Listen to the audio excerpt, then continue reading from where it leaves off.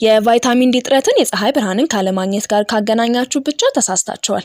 የቫይታሚን ዲ እጥረት ምንድነው? ምልክቶቹ ምንድናቸው? የቫይታሚን ዲ እጥረት አለብን የሚባለው ከስንት በታች ሲሆን ነው?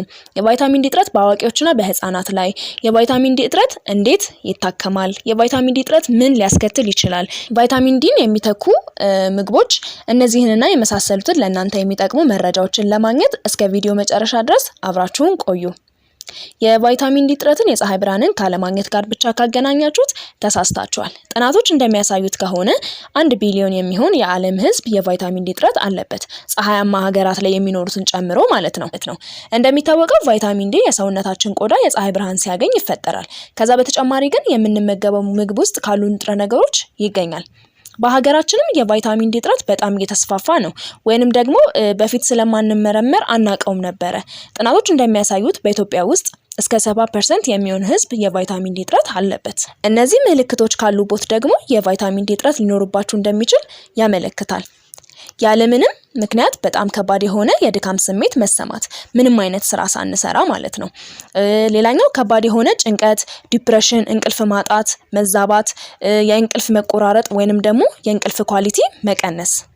ሌላው የፀጉር መነቃቀል፣ መርገፍ፣ የጥፍር መሳሳት፣ ይሄም ሌላኛው የቫይታሚን ዲ እጥረት ምልክት ሊሆን ይችላል።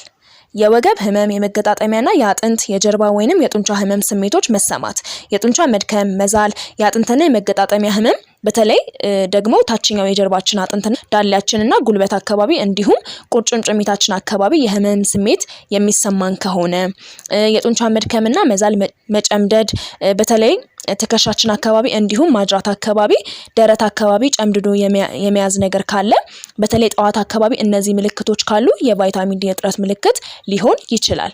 በሽታ የመከላከል አቅማችን መቀነስ፣ በተደጋጋሚ ለተለያዩ ኢንፌክሽኖች መጋለጥ፣ ከሌሎች ሰዎች በተለየ መልኩ ለጉንፋንና ለተለያዩ ቀላል የቫይረስ ኢንፌክሽኖች በተለይ ደግሞ ለሳምባና ለላይኛው የመተንፈሻ አካላት ኢንፌክሽኖች በተደጋጋሚ የምንጋለጥ ከሆነ ይህ የቫይታሚን ዲ እጥረት ከሚያስከትላቸው ምልክቶች ውስጥ ሊሆን ይችላል። የጥርስ መቦርቦር እንዲሁም በቀላሉ መሸረፍ፣ የቆዳ መድረቅ እንዲሁም መመለጥ፣ ቆዳችን ብቻ ሳይሆን የከንፈር መድረቅ፣ መመለጥ፣ መቁሰል፣ እነዚህ ምልክቶች በብዙ ምክንያቶች ሊመጡ ይችላሉ። ነገር ግን የቫይታሚን ዲ እጥረት አንዱ ምክንያት ስለሆነ ከነዚህ ምልክቶች አንድና ከዛ በላይ ካለባችሁ የቫይታሚን ዲ እጥረት ሊሆን ስለሚችል ተመርምራችሁ የቫይታሚን ዲ መጠናችሁን እወቁ። የቫይታሚን ዲ ምርመራ ማድረግ ይኖርባችኋል።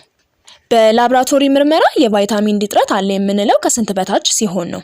ቫይታሚን ዲ ሌብል ወይንም ደግሞ በደማችን ውስጥ ያለ የቫይታሚን ዲ መጠን በ30 እና በ100 ናኖግራም መሃል ከሆነ ኖርማል ሬንጅ ነው።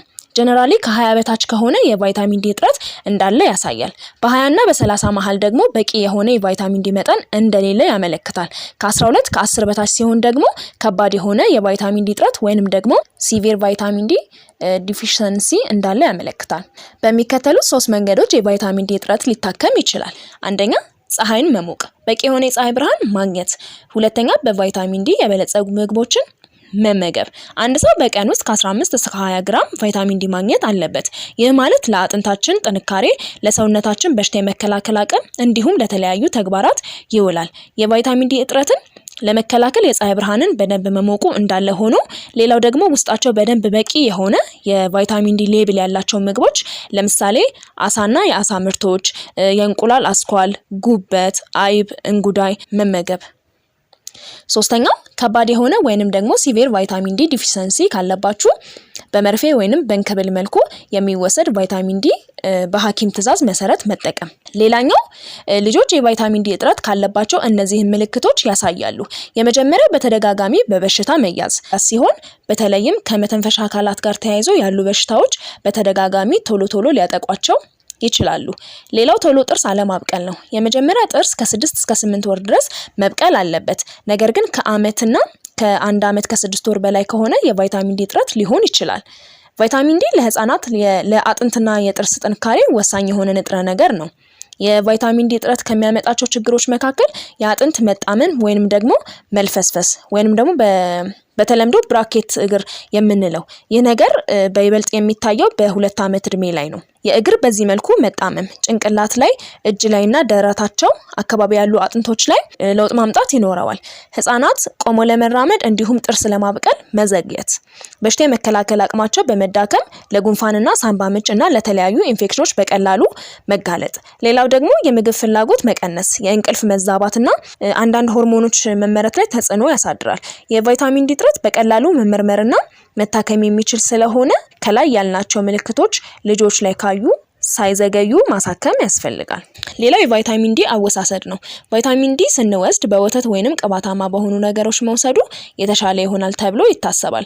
ከዛ በተጨማሪ ግን አንድ ያለው ጥናት ምንድነው ቫይታሚን ዲ በውሃ ቢወሰድም ከተወሰደ በኋላ ስቶር የሚደረገው ፋቱስ ስለሆነ በፈለገው ሰዓት ሰውነታችን ፕሮሰስ አድርጎ መጠቀም ይችላል ማለት ነው። ስለዚህ በውሃም ቢወሰድ በወተትም ተቀምጦ ከዛ በኋላ ነው ፕሮሰስ የሚደረገው። ግን የተሻለ ፕሮሰስ እንዲደረግ ሰውነታችንም የተሻለ መጠቀም እንዲችል በወተት ብንጠቀመው የተሻለ ይሆናል ማለት ነው።